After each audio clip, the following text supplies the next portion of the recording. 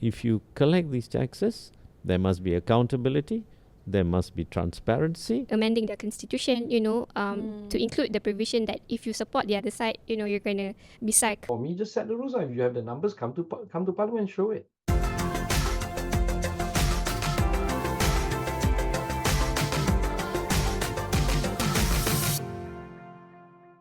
Hello everyone, welcome to another episode of Beyond the Headlines. My name is Amalina Kamal, your host, and this is the go-to place for the top stories that made the headlines and more.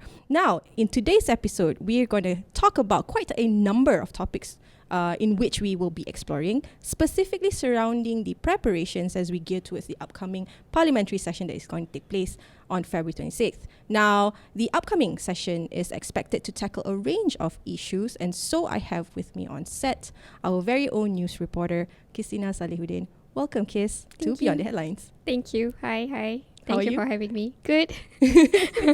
I'm glad that you're here. Fresh face. I also want to know more about, you've been covering the parliament for the past year. At least, what were some of the top moments for you in the last sitting? I think one of the major things, one of the few that happened last year was the Tarik Balik incident.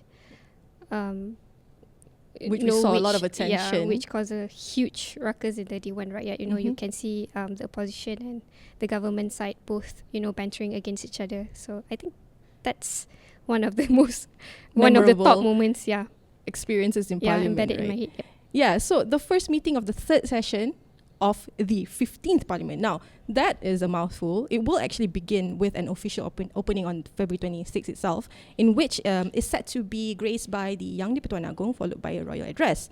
I just want to understand this as well, because, a lot of people are looking forward to this particular session, because in between the last sitting and the upcoming one, we saw a lot of news developments surrounding the vote of confidence and no confidence towards our Prime Minister, Datuk Anwar Ibrahim, in which the Prime Minister himself has challenged the opposition to bring a vote of no confidence in the Dewan Rakyat if the opposition actually planned to topple the government. Now, Anwar, challenged the opposition by saying that if you have enough statutory declarations, then, come forward. How are you actually preparing for this scenario? I think in terms of vote of confidence, the two-third vote of confidence against Anwar, I think it's nothing new. I think it's just a scare tactic that has been played by the opposition time and time again. It has been played last year during the opening session, and they have also mentioned about it again, recently. But I think the Dewan Rakyat Speaker Tan Sri Johari Abdul has already mentioned that no motion has been submitted either by the opposition or the government bloc on the two-third confidence motion. Yeah, and this actually came just a few days ago, yes, right? just a few days ago. We will also be discussing in the second half of the particular episode about Malaysia making it on the charts the past week in terms of being the lowest in the region to collect tax.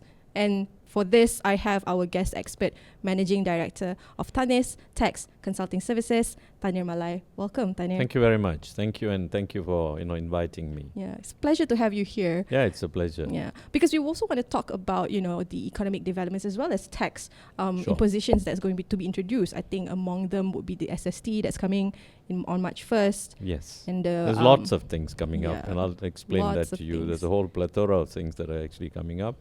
So we can, surely I'll try and explain that to you, and whether is it too much? Is it the right amount? Right. So that's something that I will give you my views on. Yeah. Brilliant. Anyway, we want to dive straight into our first topic, of course, the first meeting of the third session of the 15th Parliament.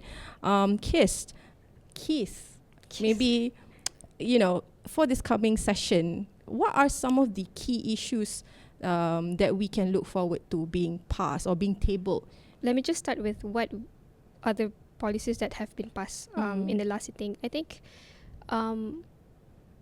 the few acts that I can remember, that I can recall, is one is on the control of smoking products and public health bill, which was tabled in the last sitting last year by the then Health Minister, Dr. Zaliha Mustafa. So the bill was actually first introduced by former Health Minister Khairi Jamaluddin in 2022. So in the first version of the bill, it has this provision of, banning those born 2007 onwards from owning or buying smoking-related products. Right. But then again, when the final version of the bill was tabled last year, they omitted that part. So they only include, the provision that was passed only include a minor. Not allowing a minor to own or buy smoking-related products. I think that's one. Another policy that was also passed, I think it's a huge stepping stone in the country, is on the decriminalization of suicide. Yes. Yeah, because you can, with the amendment, you can see this few amendments has been done under the penal code, the criminal procedure code, and also I think it's a mental health bill. So with the passing of the bill, I think it's a huge stepping stone, with the stigma surrounding mental health in the country, especially after COVID, right? Exactly. And with the passing of the amendment has also received a lot of praises from work right groups. I think that's one of the few major acts and policies that have been passed in the last sitting. So in terms of what I'm expecting this time around is on the citizenship amendment. So a lot of eyeball on that as well. Yep. So I think this has yet to be tabled. I think it was scheduled to be tabled last year, but they are still mulling on certain things. I think in July, the Home Minister Datuk Seri Saifuddin Nasution suggested 8 proposals, and one of it to be submitted to the Conference of Rulers. And I think among the proposals that was submitted is, let me just refer to my note. Sure. It includes the removal of Section 1E and Section 23 in Part 2 of the second schedule of the Federal Constitution. So this means that, they are removing the part where they protect any person from becoming stateless. And there was a lot of backlash. Yes, including from the Bar Council. So, with the backlash received, I think the government is, looking into it, and it has yet to be tabled. So I hope, with this time around that they're going to table it. There are a couple more in which we look forward to. One of the major reforms that our, Pakatan Harapan bloc actually promised prior to the election was to, pass the Political Financing Act, in which in the special meeting last year, the special meeting that touched on the 12th Malaysia Plan Review, the government commits to enact the political funding law at least by 2025. And this law on political funding must be expedited to prevent influential figures or big corporations from exploiting donations to political parties. We've got the All-Party Parliamentary Group Malaysia AP23 Political Financing Chairman, which is MP Wong Chen, saying that the delaying the actions of such a law would allow rich and influential figures to have a stake in democratic institutions. I just want to understand the resistance with regards to the Political Financing Act, in which I've gathered from interviews, is that you have to declare who you support. I'm not too sure in terms of the economic implications, Mr. Thanneer, as an observer, right? If you were to declare who you support in Parliament, would that implicate your business standings? Of course, because once you do that, then automatically, the opposite side then targets you, because you didn't really support them. I remember some years ago, one of the leading glove manufacturers, I forgot the name immediately, but he's number two. Forgot, it's not Top Glove, it's the other one, where he went and supported it, and then finally that the side he supported didn't win. And as a result, he was victimized at the end of the day, because he had investigations, he had all sorts of things that he had to, get out of. So you can see the consequence if you actually, tell upfront who you're supporting. So it is a difficult one, to actually.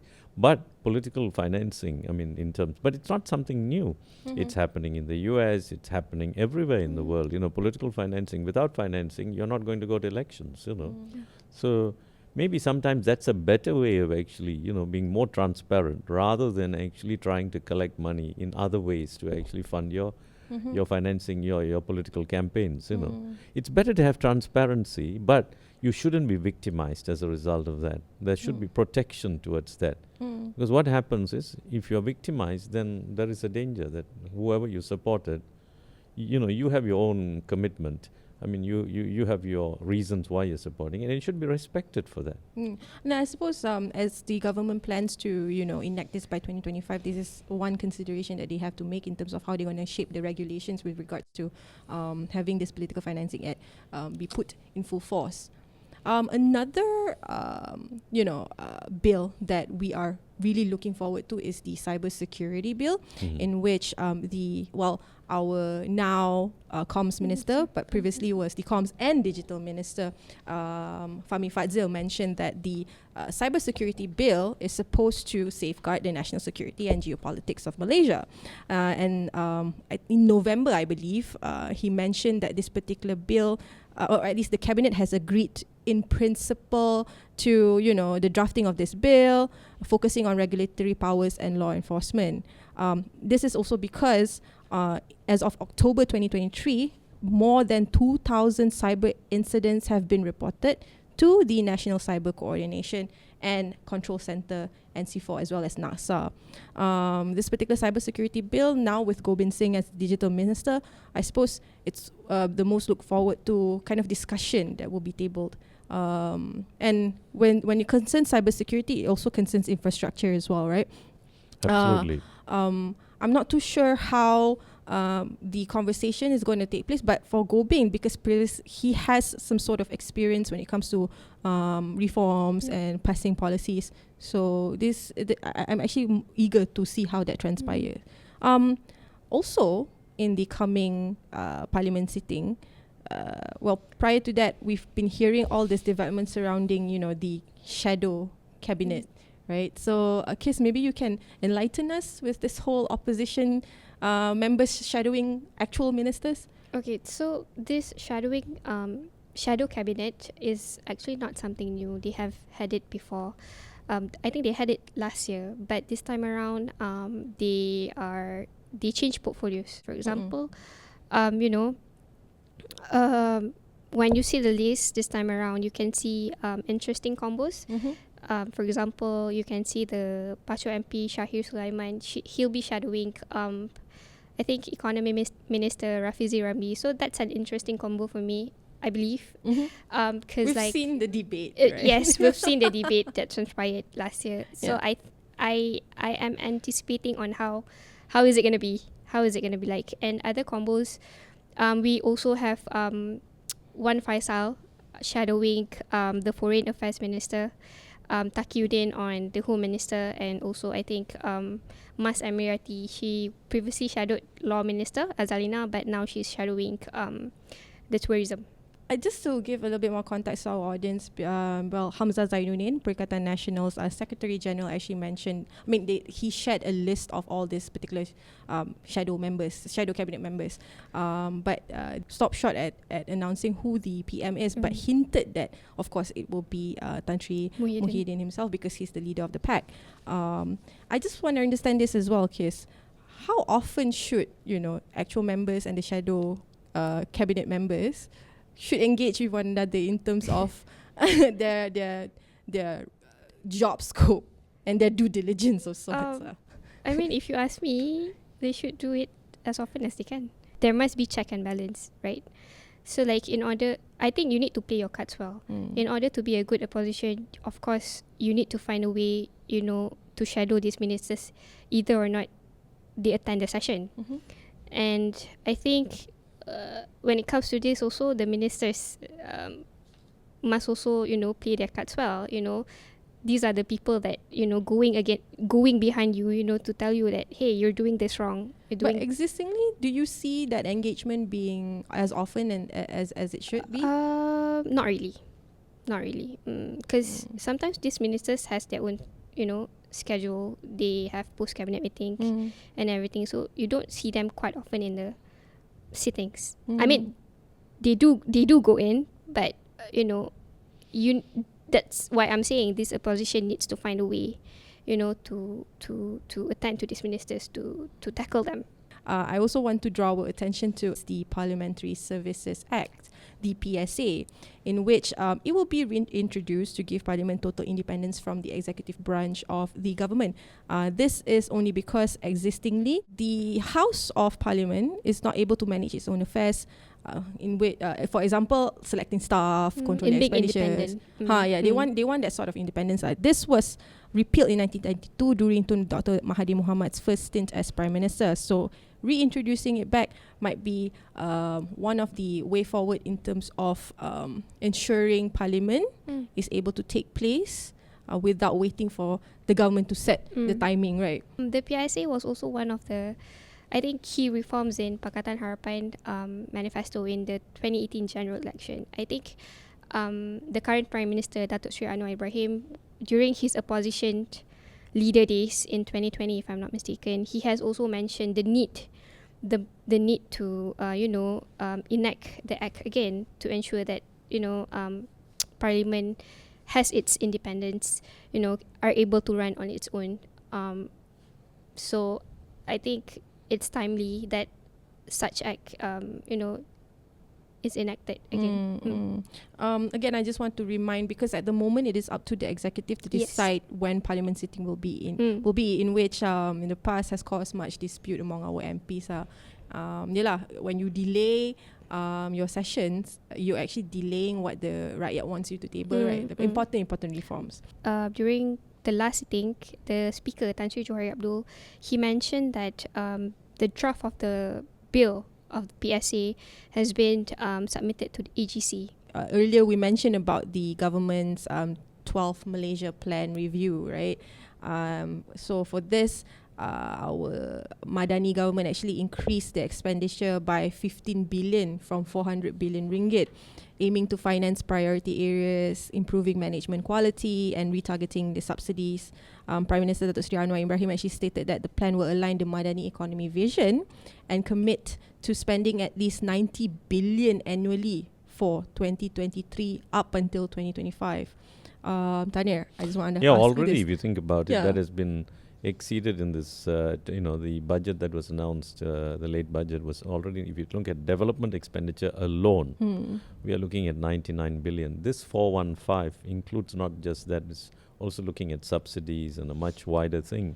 The question is, as you come up with all these budgets on a yearly basis, is it gelling? Is this too small? Is this 415 really too small? In fact, it has to be larger.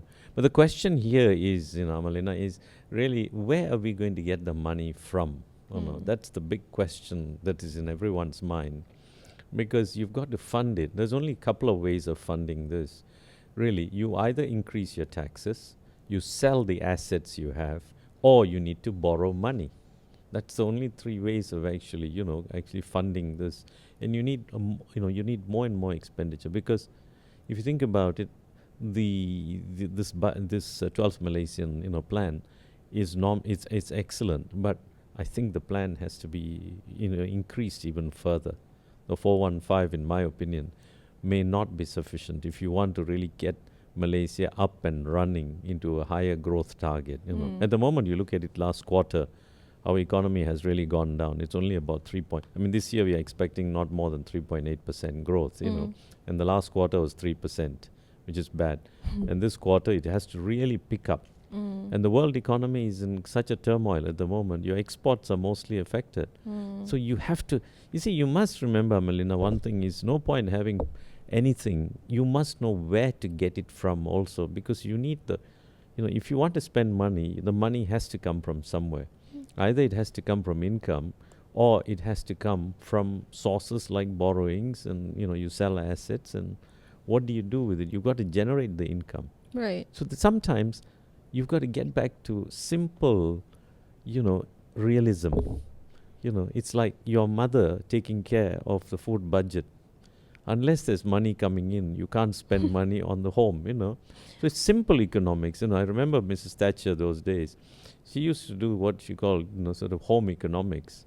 You know, unless you have money, don't spend. Right. But do you think our Prime Minister is actually being realistic by setting, at least for this 12 MP plan, 15 billion, 15 billion, 15 billion, but billion is It a is. lot, I yeah. mean, whatever it is, I'm sure they have looked at it. I mean, I haven't really gone through the plans, etc. But it must be, they must have taken all the considerations into account. Actually, the biggest hangover we have really now is subsidies rationalization. I'm not saying subsidies should be entirely removed, but it needs to be rationalized. We are already late, you know, because we're waiting for Padu to come in before we can even rationalize the petrol subsidies. That's the big thing that's over our collar.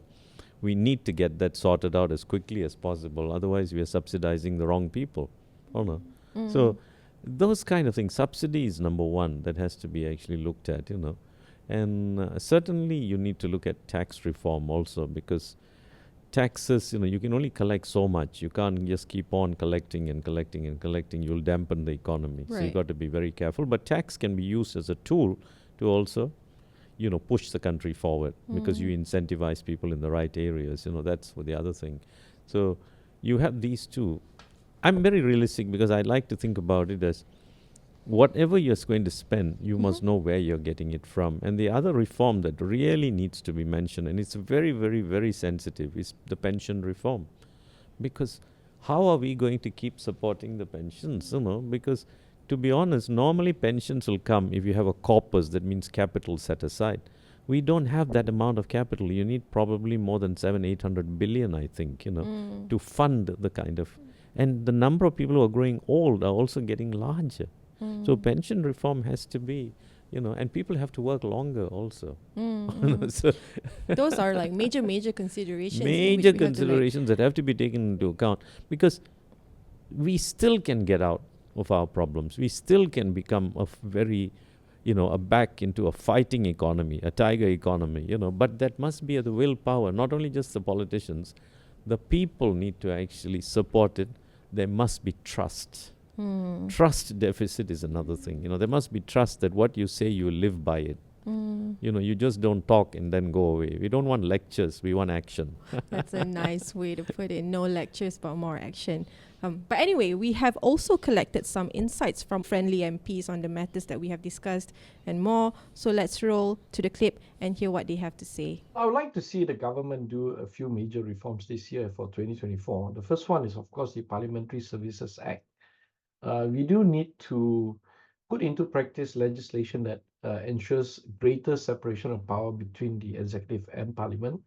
At the moment, parliament is, I won't say it's directly under the thumb of the Prime Minister, but essentially the officers in parliament are part of the JPA, which is the government body for civil service. So civil service are in and running parliament. So there is, of course, this worry that these civil servants may not be acting in the best interest of parliament, but then in the best interest of the government of the day. So the Parliamentary Services Act aims to separate the Prime Minister's Office of Powers and create a separate civil service which are dedicated purely to Parliament, therefore the members of Parliament. So Parliamentary Services Act does that, but it also goes a bit further to give the financial independence of Parliament, so that Parliament can have enough budget to do an effective job to check the government of the day. So when we, the opposition, it was really difficult. Now that we're government, and I hope that the government will remember to carry out the reforms that we want. Therefore, empowering Parliament is good for separation of power. Therefore, more checks and balance.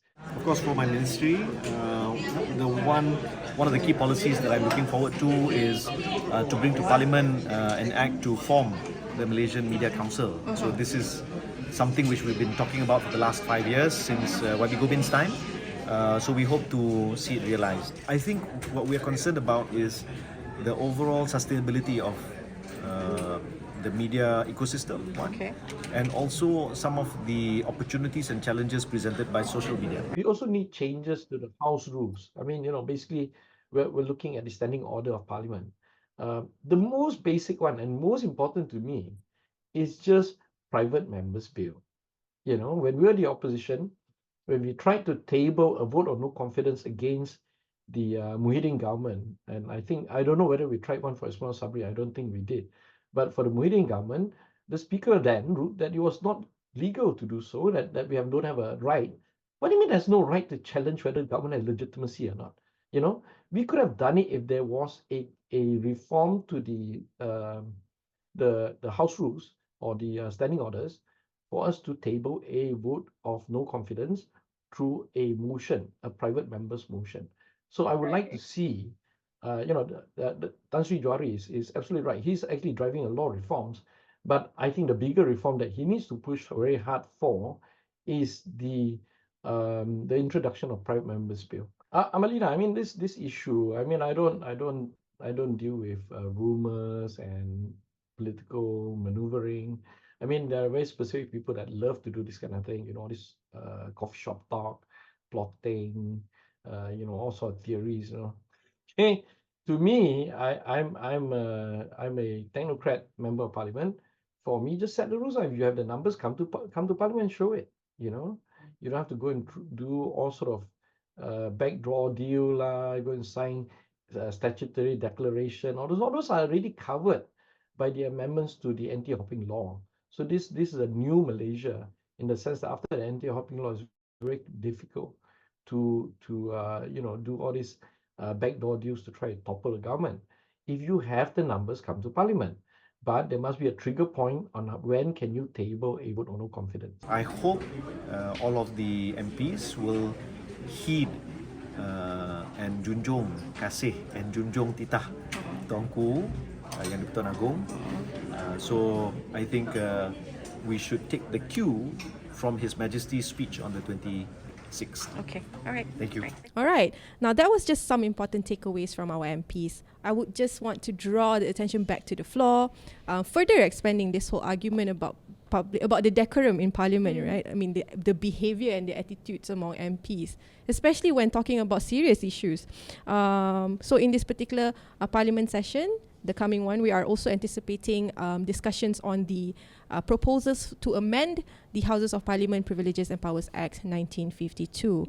Now, this include increasing fines for unparliamentary behaviour and suspensions for MPs. Maybe Qistina, you can explain further in terms of like what sort of expansion penalties are we looking at? I think, so the speaker has also mentioned this in the sitting last year where he had actually proposed, a fine of the current fine of RM1,000 to be increased to 10,000. This is for, the use of unparliamentary words by the members of parliament. I think he also mentioned that this is also one of the reforms that he is trying to bring in. And I think it has yet to be tabled. So we're looking forward to it. But when he first announced it last year, I think the team, we had reached out to him, saying that, how is this going to go about? When is it going to be tabled? What are the details? And he mentioned that, it is only a proposal that is suggested by him in order to, establish or produce a first-class parliament system. First class. To reduce the usage of unparliamentary words by these MPs. So I think it is also one of the things that we could look forward to in the next sitting. Okay, the amendments to the Houses of Parliament, as you mentioned, will increase the fine from current 1,000 ringgit to 10,000 ringgit. Yeah. But do you think this will actually, prevent people from just... Not too sure though. Not too sure.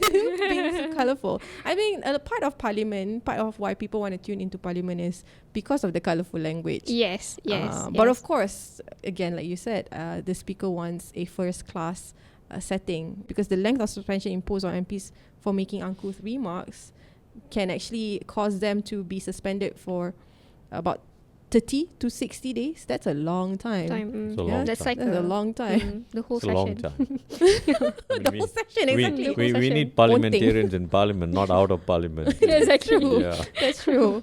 Anyway, for you, Kis, when you look at the trends in parliament, Who were your most notable MPs? Notable. I mean, the It's one very that, subjective, the word notable, yeah, right? the one that caught my eye.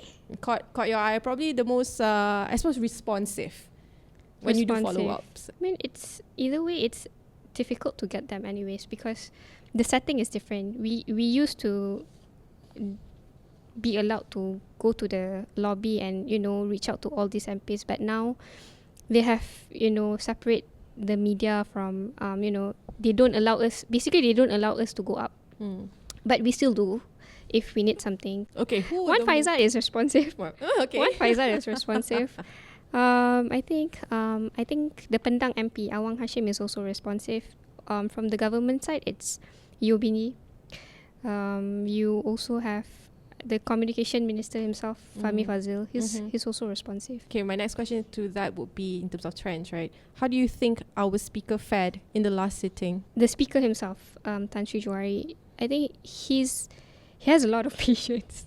He has a lot of patience in attending to both divides, to both the government bloc and also the opposition bloc. I can see that he does not, just disregard you. If you have something to say, he will listen. He will listen to your arguments. But then again, if you're wrong, then you're wrong. From my observation, I feel he's pretty forward when it comes to addressing people who go out of line, especially in Parliament. Yes. And I think the same could be said on the Deputy Speaker, Ramli.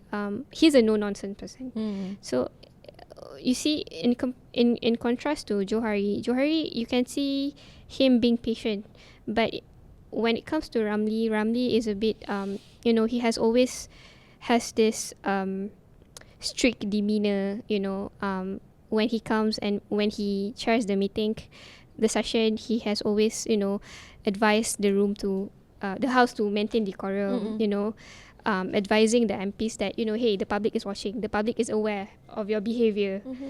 If an MP tries to argue with him, he has always put out his book. I suppose the synergy is evident in terms of the relationship, how they carry it, and again, a testament to our speaker, not to praise him or whatever, but for you to propose the amendments to the Houses of Parliament in terms of behaviour, the code of conduct for our MPs. That's one thing, because you're definitely doing that not for popularity, right? You're doing that to ensure that whatever needs to get passed in Parliament or whatever needs to be tabled in Parliament is tabled. I want to talk about Bersatu members pledging support to Anwar. This is also why our coming parliamentary session would be very looked forward to. So on January 24th, the Tanjung Karang Member of Parliament, Datuk Dr. Zulkifli Hanapi, became the 6th Parti Pribumi Bersatu MP to pledge his support to our Prime Minister. Kis, maybe you can share with me Bersatu's constitution when it comes to addressing their members supporting the opposite side. So basically, Bersatu constitution does not they don't have the provision that says if an MP declare their support to the other side, in this case to the Prime Minister, Datuk Seri Anwar Ibrahim, they will not be losing their seat, or whether or not they will be sacked. There's no provision on that. So when few of its MPs declare support towards Anwar last year, they actually hold a General Assembly, which we expected them to amend their constitution, but none of that happened. So with the Tanjung Karang MP, declaring his support towards Anwar last month, I think there's gonna be a really intense political heat over this, because he's the latest one. And I think with his him declaring the support, I think Bersatu Information Chief Datuk Razali earlier this week mentioned that Bersatu is gonna hold a special assembly to determine the fate of the 6 MPs. That's scary. Yeah. So this could be, you know, them amending their amending their constitution, you know, to include the provision that if you support the other side, you know, you're gonna be sacked or you're gonna lose your seat. Right. But this is nothing new, right? In This terms is of nothing new. disciplinary Yeah. action, this is nothing new in parties. Yeah. But then again, I think yesterday, he put out a statement saying that, you know, if you withdraw the support from towards Anwar, then, you know, you're gonna be safe. Safe from what? We don't know, but yeah, he mentioned that. So I think it's gonna be really interesting this time around, because, like, you know, if, you know, just to see how is it gonna go, because the opposition have been saying that, you know, this is the government's doing, you know, the government is, you know, giving these MPs, you know, positions and money in terms of the support. Many quarters have also mentioned, you know, called out that it is timely for the government to enact the fixed term parliamentary act, or, you know, to amend the anti-hopping law. Yeah, so let's see about it. How is it gonna go? Interesting. Well, thanks. I mean, I've gone through my list of questions, but is there anything else you'd like to share with us? No, that's about it. Well, you'll be looking forward to Looking forward to daily. it. What's gonna transpire? Anyway, thank you again, Thank Chris, you. for helping me and our audience catch up on matters in relation to Parliament. Now, we want to turn our attention to Malaysia's tax system. So Malaysia's tax to GDP ratio of 11.8% is among the lowest in Southeast Asia, with a substantial gap compared to countries like Singapore and Thailand, in which they employ the goods and services, GST, as well as the value-added taxation systems. So, Mr. Thanneer, I just want to understand this. In terms of the low tax rate that we are seeing, what do you think are the factors that contribute to this so-called disparity we're seeing? No, it's very simple, actually. If you look at the statistics, the only country that perhaps is lower than us is Laos in the ASEAN region. I think you got to compare yourselves always with the big economies here, which is Singapore, Thailand, Indonesia, etc., Vietnam, you know, in ASEAN. And then going beyond that, you compare with other countries, you know. In terms of why it's contributing, I think seriously, the one factor is the GST. You know, when you remove GST, you must understand, I think for the general audience, GST was a negative list. That means everything was covered under GST unless you were taken out. So a lot more goods and services, and the number of registrants for GST was significantly higher. Whereas SST, sales and service tax, is a positive list. So unless you are in that list, then those goods and services don't get taxed. And the number of people fell. Significant number of taxpayers who actually become registrants for SST fell. So the key factor that led to this was actually removal of the GST versus the SST. That would be, you know. And secondly, I think lately, I think this has been happening for some years, but lately also, you know, whether in terms of collections, also in terms of our tax collections, although our you know, if you think about it in real numbers, our tax collections have been going up significantly. Okay. I think the IRB is supposed, Inland Revenue, or LHD and Lembaga Hasil Dalam Negeri, is supposed to be collecting, if I recollect, it's about 164 billion, and I think this year's target is even as high as 180 billion. You know, they hope to, but the budget given is 164. Customs is supposed to collect 58 billion. They hope to achieve even better numbers. So domestically it has been increasing. It's just that domestically has been increasing, but compared to the GDP, compared to other countries, we have traditionally, you know, once we took off the GST, it reduced, it actually lowered our GDP, the ratio to GDP. But, you know, is it really that bad, you know, because we keep using these numbers. You think about it, if the government doesn't collect the money, where does it go? It sits in your pocket, isn't it? Sometimes, I'm one who believes that, you know, let the money be in the individuals, you know, the individuals or the corporations, you know, let them manage the money. Because I'm not going to criticize the government, but I think we take care of our money a lot better than some of the leaders, you know. So I'm being very honest about it, because when you think about it, we would be more conscious. We are a lot more conscious because it's our own money that we will be spending. When we spend, we are very careful. Or what we do, we'll either be careful or we will spend on things that will be much more productive. That's very, very important. Whereas if I had the government coffers and I said, okay, I give you 1 million, I give you 500,000, I give you for this and that, we haven't done those studies. We are giving away money, and sometimes we have budget. So I think I actually don't mind if this GDP ratio, tax to GDP ratio, can be low. It may not be a bad thing because if it is not, the money is not in the hands of the government. It is not disappeared. It is with the people or the corporations.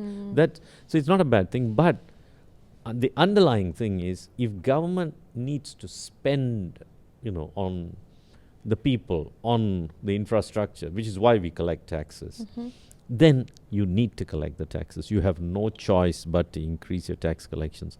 The only thing that we've got to be extremely careful is there must be transparency in what we collect. Right. So if we collect this 180 billion from the revenue, then 64 billion or 58 billion at the moment, the budget, and if you think about the other government levies, it's over 300 billion. Our budget is about 320 over billion.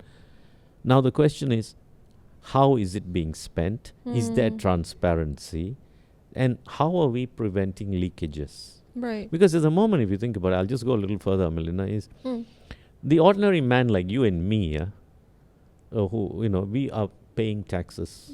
Majority of us are very diligent taxpayers.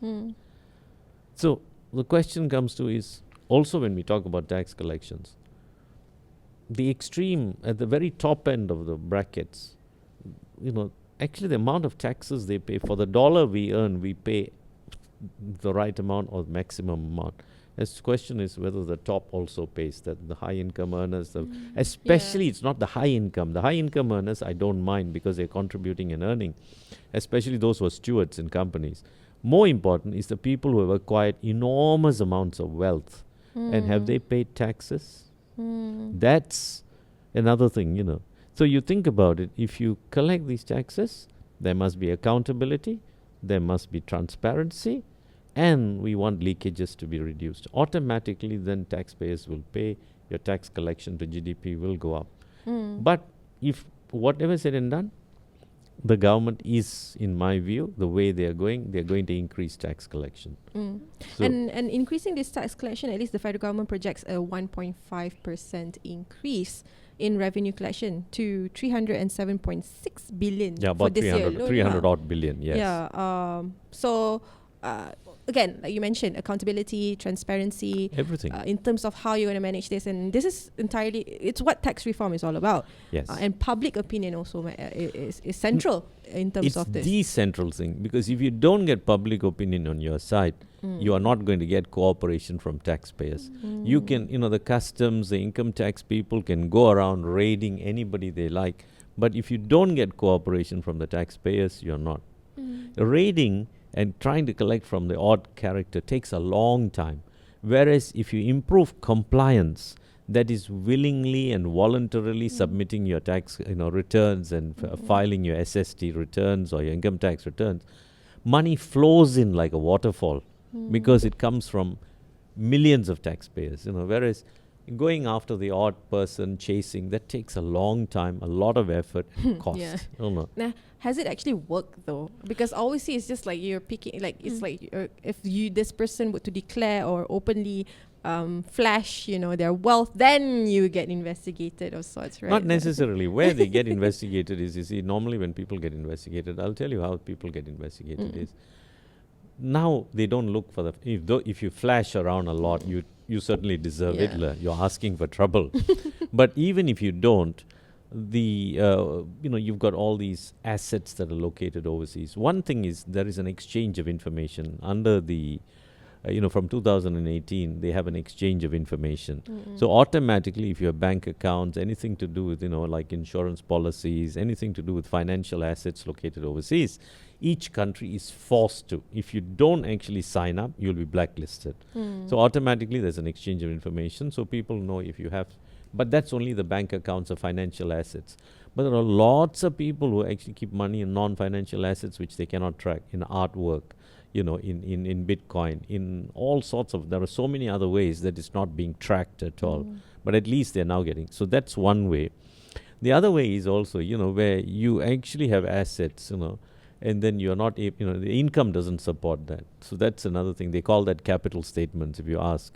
So I think the next thing that will happen is, you see, if you look at the current trend of the current government is, a lot of these policies, if you look at it, they want to be actually going after the very, very rich, and they want them to be accountable. If not, they want to tax it and actually now give it to the poorer group or the people. That's going to happen. If you think of that, the target group, I think, will be probably the high net worth individuals, high net worth. For any particular reform, especially tax reform to work, it's not so much from the efforts on the government side. It's whoever's paying the taxes or the public. You have to have equal buy-in, right, or equal responsibility to ensure that you need education, which is already there, but you need to show, the government needs to build trust, But don't forget, Malaysia doesn't work without some fear.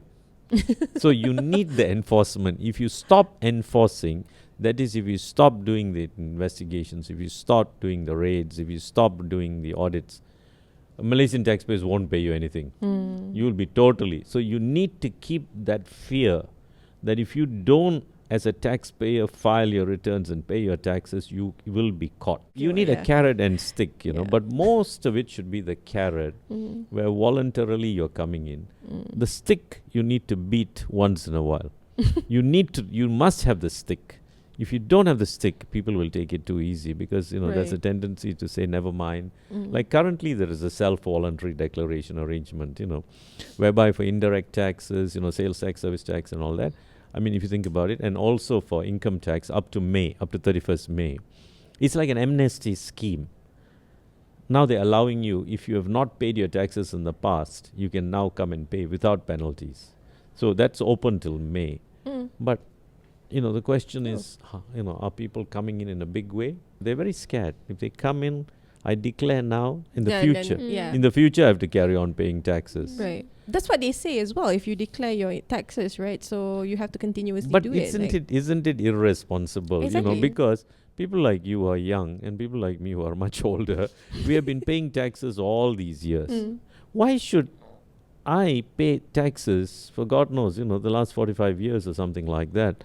And I never got any relief, whereas these guys who never paid taxes for the last 10 years or 15 years get away and been given, no penalties or nothing, and they're getting away. You're talking about the income groups, that the T20s who are like... not only the T20s, the people in even businessmen, I'll tell you. One of the groups that actually, always cries poor, but they're not really that poor, is the SME group.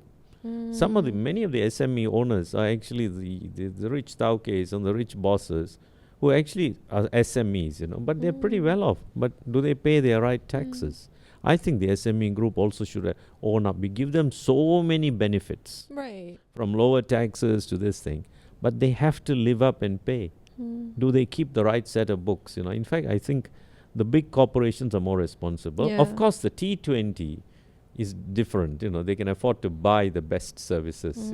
So they manage their affairs. They take it overseas and things like that, because Malaysia is a very simple tax system.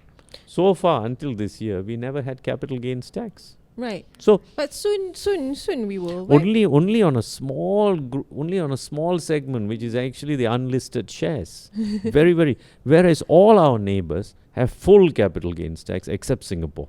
Right. Singapore and Hong Kong are different. Singapore, Malaysia, Hong Kong, we never tax capital gains. So now, because of the OECD's requirements, so now capital gains tax is coming in. But Thailand, India, Indonesia, Vietnam, everybody has capital gains tax. It's not something new. Whoever has been in charge has been doing a good job. They've been increasing. If you look at it continuously, the trend of taxation. I've been around for nearly 40 over years in tax here, and I know the amount of collections. Now it's gone up so high. There was a time when we couldn't collect even 100 billion, now we are past 100 billion. Now we very soon may even pass 200 billion, in time to come. But you see, the most important thing about tax is taxpayers must be willingly paying. It's not like you need to go there and squeeze them out of it. But the problem is there are pockets. There is the black economy. There are people who are not. The groups who tend to ignore it, you'd be surprised, is actually the people who are highly connected, who think they're immune from the tax system. So unfortunately, if you must have the guts to take them on. But the question is, do we? Do we have the guts? Yeah, do we have the guts? So the T20 will protect themselves with the best advisors, etc. But there are people who are highly connected, who actually think they can get away with it. And that, you see, although the Prime Minister has been sending out the recent message saying, don't worry, whoever it is, you must go after, And I think that should apply. And the current, the Prime Minister should empower. He has empowered, but I think he has to come out very strongly and empower the two bodies, which is the customs and the income tax senior people. Don't worry, without fear or favor, go after the very people who are not paying the taxes. In the move towards social equity, right? You get all these people who are in the illegal businesses who don't actually, who don't declare.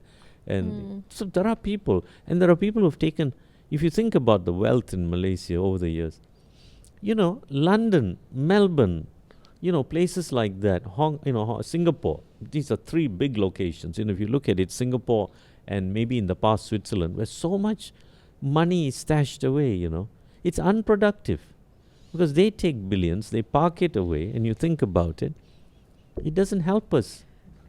Just out of curiosity, because you did mention that you've been in this particular business for past 40 years, right? 40 over years, yeah. Since is there a rough figure in terms of undeclared tax?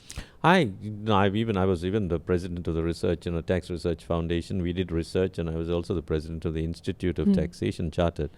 And we did a research on that. We estimated, there's roughly, about 20 billion could be, that's a lot. black economy. In the billion. past? No, it's just a year? It's an annual thing. 20 billion is not very billion large. annually. 20 billion is not low. Our size of the economy is 400 billion. You find it where in, the importation of illegal, alcohol, they do not pay the duty. Timber is another area. Then there is always this, all these, these machines. What do you call these, gambling machines and all that. There's a lot of that money is undeclared. There are so many pockets where money. These are the leakages that you mentioned. Leakages. So if you think about it, 20 billion a year is not something that is very large. But 20 billion easily. It's a lot. 20 billion. No, but 20 billion is still very much. No, it's not large because an economy with about 400 odd billion, you think about it, it's not even 1/10, we are talking about 5% of the economy. But it could be larger. If we can tap and we can get half of that into the system, our GDP to tax ratio will go up. That's something that they really need to look at. Right. You see what Rafizi, our Minister Rafizi has also been looking at, and it's not been enacted. He's been all the time saying, look here, foreigners come here, they're opening up all their businesses, and they have now taken control. But and then they get a Malaysian to front it. They get a Malaysian nominee, then they pay him off, and then they run the business, and they're not paying tax. So how do you go after these thousands and thousands? Nearly in every little town there. They're all running these small businesses. In fact, if you take Kedai Runshid, who's running it? It's like our, people who have come in from overseas who do not have a permanent, they're not citizens, but they're using other people and they're running.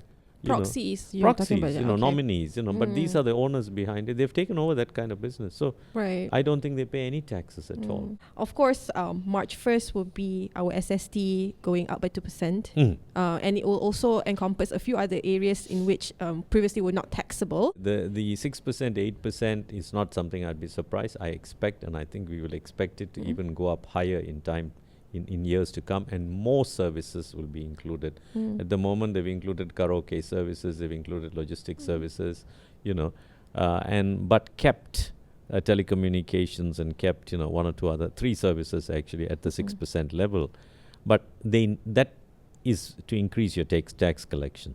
And it's going to get wider. Let me warn you that you can expect in the future budgets that I anticipate that there'll be a widening of more services being brought into service tax, and secondly, the rate of tax, at 8% is not. Singapore is already down to, is going up to 10%. If you go to most of Europe, it's like 20%, 22%, 28%, and even in India you have 18%. So it's not uncommon to have double-digit rates. So that's something that is going to happen but how do you reconcile it with, the tax? The other thing you must remember, yes, tax collection is going to increase. There is going to be stricter enforcement. There is going to be widening of taxes, and maybe capital gains tax, which is extremely narrow, will widen. It will be widened to all the other items. For example, if you sell intellectual property, at the moment is not taxed. It will be taxed on the capital gains in time to come. I foresee the widening of capital gains tax. All these taxes, there'll be new taxes like carbon taxes. Climate change is very, very important, and carbon tax is one that we inevitably will step in. It's a matter of time is coming. But against that, you also must make sure that the investment is coming in. So you not only need foreign investments, you also need domestic investments, which means, you must not totally take away incentives, because all our neighbors say what you want. They also give incentives. So it's not like we, should just stop giving incentives and just focus, because, remember, our tax authorities are very keen to say that you're giving away incentives, but incentives are needed. You're competing in a real world. So if you want to drive, for example, Amelina, investments here, domestic also, don't forget the domestic. There's a lot of money that is actually available with the domestic investors. The question is, do they want to bring it back here? There's a tendency to believe, that when foreigners come in, we give a lot of incentives, which I think we need to. But don't forget the domestic investments. You must give the same incentives. Domestic investors have money. They need to be encouraged to come back and invest. So incentives have to. Encouraged to come back to invest. And they must bring back their money, or if they have money here, to put it back in Malaysia. But the incentives must be equally given. For foreign investment and domestic investment should be given. But on the broader scale, don't cut down the incentives. You look at Thailand, you look at Singapore, they all give incentives. So don't cut that. But at the same time, you need to increase your taxes. The tax policies should be driven to where you want. If you want, for example, the digital businesses to do well, then give, the tax breaks should be given, lower tax rates, maybe some incentives, etc., because you drive the behavior. So you get more investments there, that's what you need. So tax policy is critical. It's part of your fiscal policy. It's not monetary, but it's fiscal policy to drive. It has to be aligned. Say you have the 12th Malaysia plan. What is it your goal? What is it your economic objective of this country is? So if you want to help the very poor, or if you want to help, helping the poor, you can't do it by tax. You need to do it by subsidies. But the M40, the group that sometimes I feel sad for, is the saddest group is the M40. Those who earn like in between, the 5,000 to the 12,000. Right. Husband, wife, working, 2 children, and they're so much in debt. Because they want a lifestyle which is much better, but then they pay tax also. So how do we help them? You got to look at it from subsidizing the education, or giving them tax breaks for having the children go for tuition, and so there are so many things that you can do, and also keep the old working, like me. keep the old working, because if we don't work, I'm going to cost you money, because I'm going to use the health system. So keep us working. You can either give it as subsidies, you can either encourage them to do it voluntarily, or you can even give tax breaks to the employer, to the employees. Right. So there are so many things you can do with tax, to encourage, and it actually dovetails in with your economic policies. Yes. Absolutely important. Very important. All right. Unfortunately, this is the end of our episode. I would like to thank my panel here today, Qistina, Thank you so much. Thank you. As well as Thanneermalai. Thank you so Thank much. you. To our audience, if you like this particular episode, don't forget to hit that like button, comment, and also subscribe to our YouTube channel. Also follow us on other social media platforms, X, Facebook, Instagram, as well as Threads. My name is Amalina Kamal. I'll see you in the next episode. Thank you.